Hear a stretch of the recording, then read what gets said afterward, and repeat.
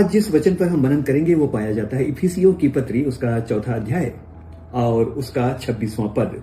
यहां पर ऐसा लिखा है, क्रोध तो करो, ओके, नोट कीजिएगा, क्रोध तो करो पर पाप मत करो, सूर्य अस्त होने तक तुम्हारा क्रोध ना रहे।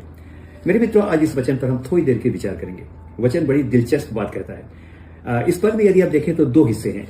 जो सबसे पहला हिस्सा है वो है क्रोध तो करो और दूसरा है पाप मत करो। यहां एक बात बड़ी स्पष्ट हो जाती है कि वचन हमें क्रोध करने से मना नहीं करता है, राइट? क्योंकि वचन कहता है क्रोध तो करो। अगर इंग्लिश में देखें तो लिखा है बी एंग्री, यानी क्रोध करो। लेकिन ऐसा क्यों? ऐसा करने की जरूरत क्यों पड़ी? अक्सर हम सुनते हैं क्रोध मत करो, क्रोध करना बुरी बात है, हम सुनते हैं ना। लेकिन मेरे प्रिय, एक बात आपसे कहना चाहता हूं, परमेश्वर हमारे नेचर को जानता है। हर मनुष्य का स्वभाव है कि क्रोध तो आएगा ही।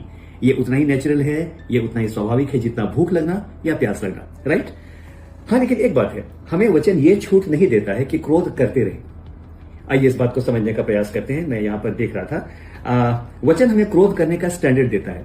नीति वचन और उसका 14वां अध्याय और उसके 19वें पद में लिखा है, मैं आपके लिए पढ़ूंगा, जो झट क्रोध करे वह मूर्खता का काम भी करेगा, राइट? वचन झट क्रोध करने वालों को या तुरंत जिनको गुस्सा आ जाता है उनको वचन मूर्ख कहता है। यदि आप देखें तो आपने ऐसे लोगों को देखा होगा कि बिना सोचे समझे उनका पारा बिल्कुल हाई हो जाता है, बिना सोचे समझे, है ना? और आप ये भी देखेंगे कि बिना सोचे समझे बहुत कुछ हम बोल तो जाते हैं, लेकिन इसका अंत पश्चाताप और लज्जा में होता है। मित्रों, एक बहुत बड़ी बात है, ये क्रोध ही है जिसकी वजह से हत्या, अपराध, शादीशुदा परिवार टूट जाते हैं, तलाक, and there are so many problems, we all know about it.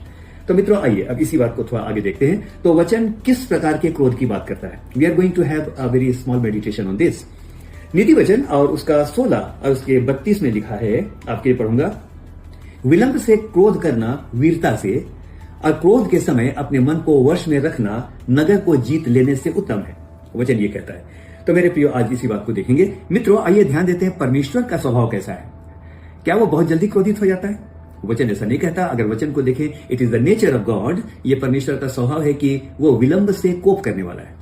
व्यवस्था विवरण की पुस्तक में जाएं तो ऐसा लिखा है, वो विलंब से कोप करने वाला और अति करुणामय है।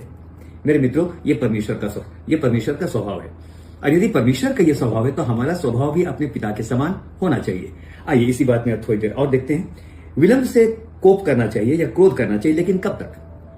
इस समय सुनेंगे। इसी वचन के अगले हिस्से में लिखा है, क्रोध तो करो, राइट, एंगर इज अलाउड, पर आगे लिखा है पाप मत करो। और आगे लिखा है पाप मत करो से क्या मतलब यहां पर बनता है? पाप मत करो का मतलब ये क्रोध तो आ जाएगा, पर पाप कब होता है? जब मुंह से अपशब्द निकलते हैं, गालियां या बुरी बातें। वचन कहता है कोई गंदी बात तुम्हारे मुंह से ना निकले। वचन ये भी कहता है कि यीशु मसीह ने कहा, हमारे प्रभु ने कहा,